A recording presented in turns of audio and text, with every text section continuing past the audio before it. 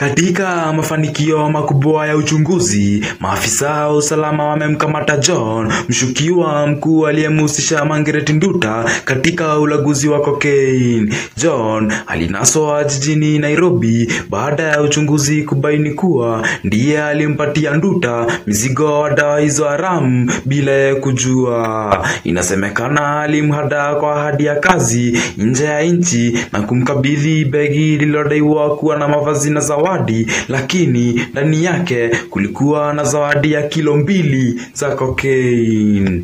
Nduta alikamatwa katika uwanja wa ndege wa Noi Bai, Vietnam, na sasa anakaibiwa na mashtaka mazito nchini ya sheria kali za nchi hiyo kuhusu dawa za kulevya. Familia yake imeomba msaada wa haraka kutoka kwa serikali ya Kenya ili kuhakikisha haki inatendeka. Kukamatwa kwa John ni hatua muhimu katika vita dhidi ya ulanguzi wa dawa za kulevya. Hata hivyo, kuna hofu kuwa huenda kuna mtandao mpana zaidi unaohusika na biashara hii haramu. Serikali inahimiza kuendelea kuchunguza na kuwakamata wote waliohusika na uhalifu huu.